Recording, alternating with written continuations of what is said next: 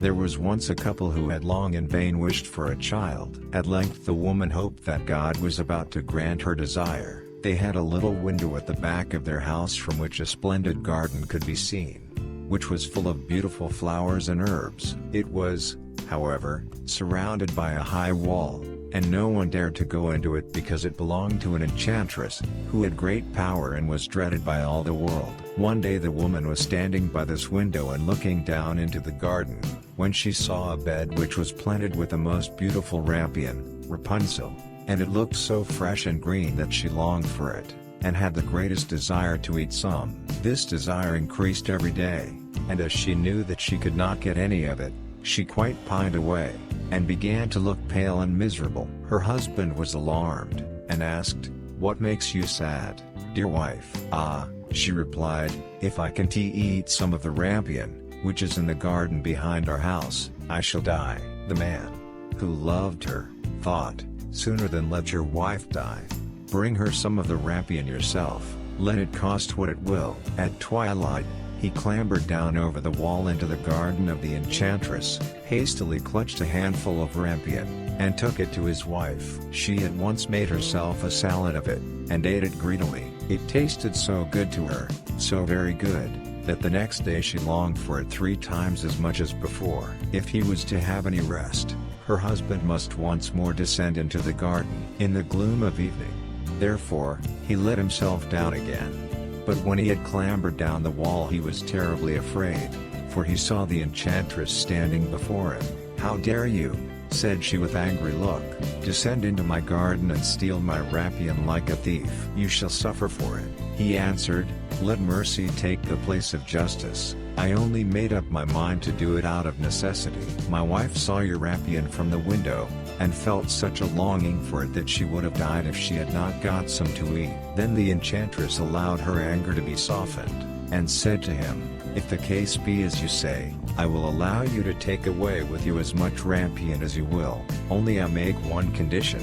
You must give me the child which your wife will bring into the world. It shall be well treated, and I will care for it like a mother." The man in his terror consented to everything, and when the woman was brought to bed, the enchantress appeared at once, gave the child the name of Rapunzel, and took it away with her. Rapunzel grew into the most beautiful child under the sun. When she was 12 years old, the enchantress shut her into a tower, which lay in a forest, and had neither stairs nor door, but quite at the top was a little window. When the enchantress wanted to go in, she placed herself beneath it and cried, "Rapunzel, Rapunzel, let down your hair to me." Rapunzel had magnificent long hair, fine as spun gold, and when she heard the voice of the enchantress she unfastened her braided tresses, wound them round one of the hooks of the window above, and then the hair fell 20 ells down, and the enchantress climbed up by it. After a year or 2, it came to pass that the king's son rode through the forest and passed by the tower. Then he heard a song, which was so charming that he stood still and listened. This was Rapunzel, who in her solitude passed her time in letting her sweet voice resound. The king's son wanted to climb up to her, and looked for the door of the tower, but none was to be found. He rode home, but the singing had so deeply touched his heart, that every day he went out into the forest and listened to it.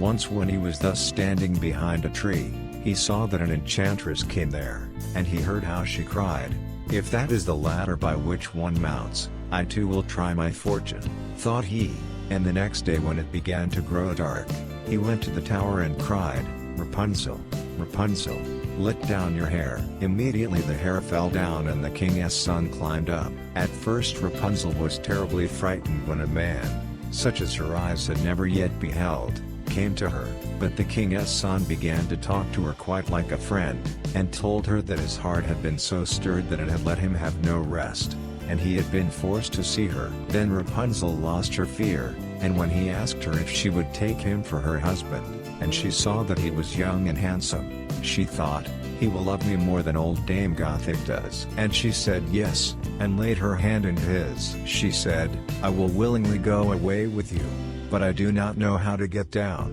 Bring with you a skein of silk every time that you come, and I will weave a ladder with it, and when that is ready I will descend, and you will take me on your horse." They agreed that until that time he should come to her every evening, for the old woman came by day. The enchantress remarked nothing of this, until once Rapunzel said to her, "Tell me, how it happens that you are so much heavier for me to draw up than the young king's son. He is with me in a moment." "Ah, you wicked child," cried the enchantress. "What do I hear you say? I thought I had separated you from all the world, and yet you have deceived me." In her anger she clutched Rapunzel's beautiful tresses, wrapped them twice round her left hand, seized a pair of scissors with the right, and snip, snap, they were cut off, and the lovely braids lay on the ground. And she was so pitiless that she took poor Rapunzel into a desert where she had to live in great grief and misery. On the same day that she cast out Rapunzel, however, the enchantress fastened the braids of hair, which she had cut off, to the hook of the window, and when the king's son came and cried, "Rapunzel, Rapunzel, let down your hair," she let the hair down. The king's son ascended, but instead of finding his dearest Rapunzel, he found the enchantress, who gazed at him with wicked and venomous looks. "Aha!" she cried mockingly, "you would fetch your dearest, but the beautiful bird sits no longer singing in the nest. The cat has got it, and will scratch out your eyes as well. Rapunzel is lost to you, you will never see her again." The king's son was beside himself with pain, and in his despair he leapt down from the tower. He escaped with his life, but the thorns into which he fell pierced his eyes. Then he wandered quite blind about the forest, ate nothing but roots and berries, and did naught but lament and weep over the loss of his dear wife. Thus he roamed about in misery for some years, and at length came to the desert where Rapunzel, with the twins to which she had given birth, a boy and a girl, lived in wretchedness. He heard a voice, and it seemed so familiar to him that he went towards it, and when he approached, Rapunzel knew him and fell on his neck and wept. 2 of her tears wetted his eyes and they grew clear again, and he could see with them as before. He led her to his kingdom where he was joyfully received, and they lived for a long time afterwards, happy and contented.